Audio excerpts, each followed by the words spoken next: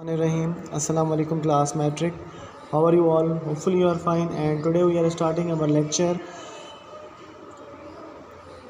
Last time I have given you homework question 1 C and D, question 2 and question 3. Today we are starting question number 4. So let us move on question number 4. See here, the question number 4 is given as equal to x such that x is a positive integer. S is a positive integer, and find the proper subset of S. We have to find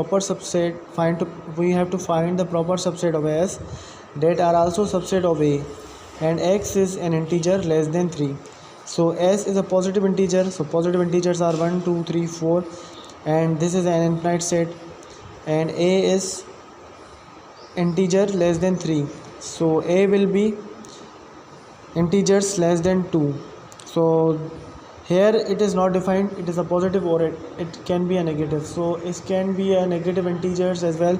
So negative integers starting from infinite to less than 3, so less than 3 are 2. So here these are the integers that are less than 2, and here it is a positive, these are the positive integers that are starting from 1, and these are infinite. So we have to make proper subset of S that are also subset of A.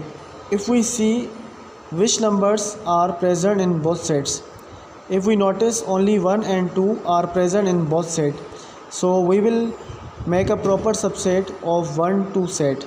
So here these two numbers are common in both sets, so we will make the subset of this set.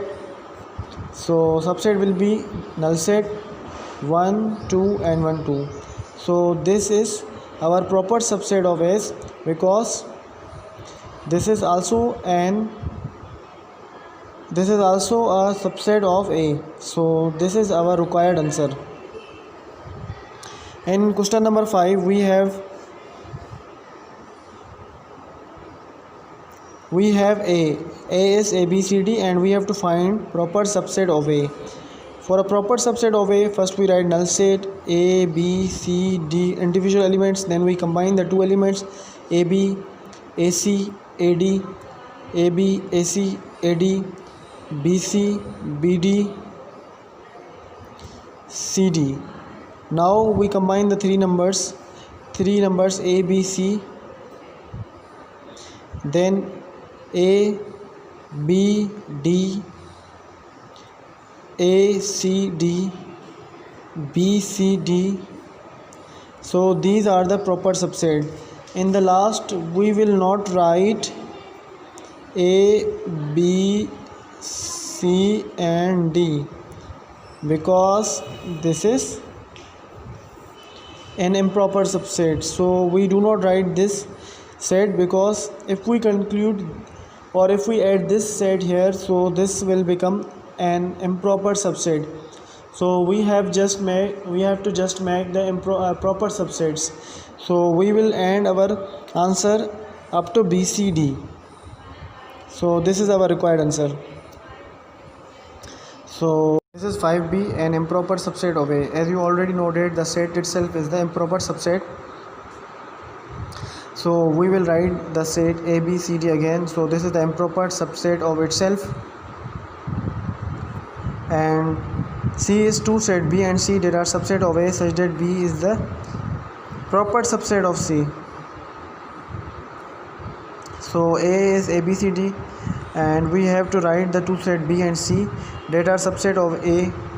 मतलब B and C में हमें ऐसे element लिखने हैं जो इस set के A set में मौजूद हो, तो B और लेकिन हमें ये ध्यान रखना है कि जो B होगा वो प्रॉपर सबसेट ऑफ C होगा. मतलब पहले हम C लिख लेते हैं, this is A B C, and the B के हम एलिमेंट लिख सकते हैं जो इसमें मौजूद हों. तो B में हमारा यहाँ पे हमारा B भी हो सकता है, स्मॉल b, A भी लिख सकते हैं, C भी. मतलब C के हम बहुत सारे आंसर्स लिख सकते हैं, लेकिन जो इस कंडीशन को मीट कर रहे होंगे. तो मैंने यहाँ पे ये आंसर लिखा है, आप कुछ और भी लिख सकते हो. अब चलते हैं हम D के ऊपर. Two set B and C that are subsets of A such that B is the subset of C. B और C लिखने हमें A is ABCD, B is AB and C is ABD। अब देखें B जो है वो subset है C का। ये भी आपके कोई भी सेट हो सकते हैं जो वो बस कंडीशन को मीट कर रहे हों, तो इस कंडीशन को फॉलो करते हुए आप कोई और भी आंसर लिख सकते हो। तो डज़ नॉट मैटर, बट आपकी कंडीशन सही होनी चाहिए। कंडीशन के हिसाब से आपके सेट बिल्कुल सही होने चाहिए। तो अब चलते हैं हम क्वेश्चन नंबर 6 पर। Find all the subset of A hence और otherwise find P of A. देखिए हमें सबसेट फाइंड करने हैं ABCD का। सबसे पहले चलते हैं और फाइंड करते हैं ABCD का सबसेट। देखिए सबसे पहले नल सेट आएगा, फिर A, फिर B, फिर C, फिर D, फिर AB, AC, AD, BC, BD, CD, ABC, ABC, ABD। This is not ABC, this is ABD. This is ABD, ACD, BCD and ABCD. This is the subset of A. I am not repeating this because I have already understand you this question in previous classes. So first we have to write the subset, and in second condition we have to find P of A. We have to find the P of A power set में हम number of elements find करेंगे यहाँ पर। तो देखते हैं किस तरह फाइंड करेंगे। P ऑफ A का फार्मूला है 2 पावर n। n आपके नंबर ऑफ़ सेट हैं, number of elements in set हैं।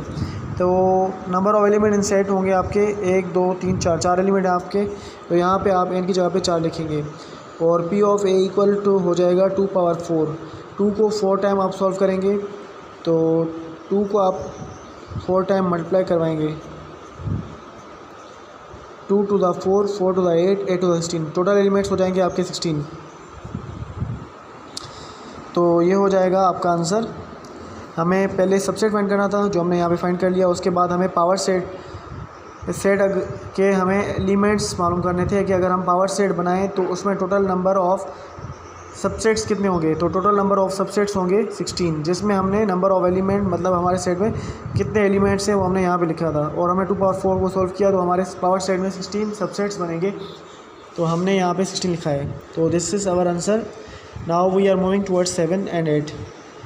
Is there any subset which has no proper subset? If yes specify the set. क्या कोई ऐसा सेट मौजूद है जिसका कोई प्रॉपर सबसेट नहीं होता? If yes specify the set. Yes there is a null set.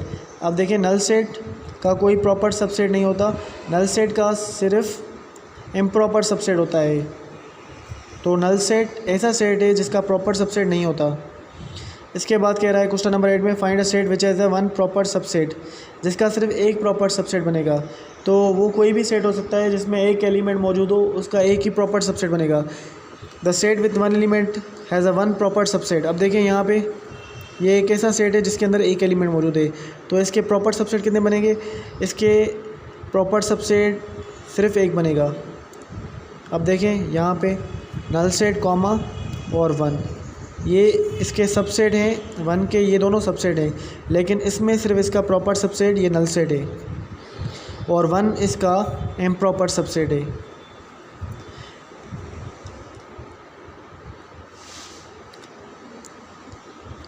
तो सिंगलटन सेट ऐसा सेट होता है जिसमें एक एलिमेंट मौजूद हो और ऐसे सेट का सिर्फ एक ही प्रॉपर सबसेट होता है और वो प्रॉपर सबसेट होता है नल सेट।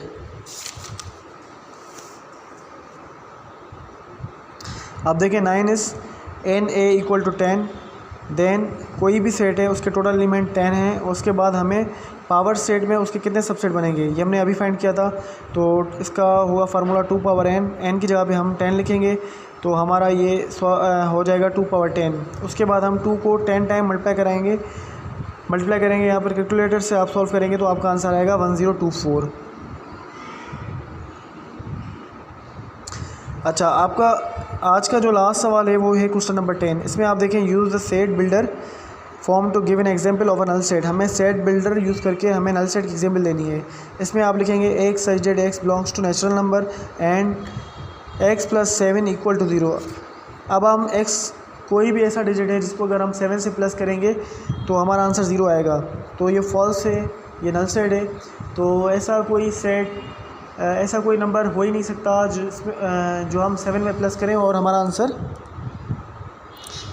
7 आए। हो सकता है लेकिन वो नेगेटिव इंटीजर होगा। -7 एक नेगेटिव इंटीजर होगा जो हम इसमें पुट करेंगे तो हमारा आंसर 0 होगा।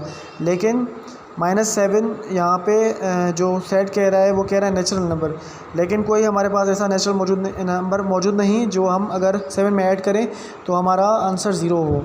लेट सपोज 1 अगर हम पुट करेंगे तब भी हमारा आंसर 8 हो जाएगा, अगर 0 पुट करेंगे तब भी हमारा आंसर 7 होगा, लेकिन x + 7 0 नहीं होगा।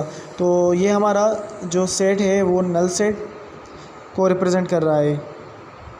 और क्वेश्चन में भी यही पूछा गया कि हमें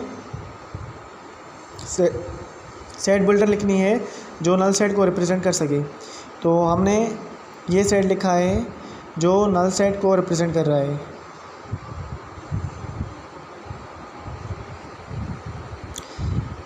So this was today's lecture.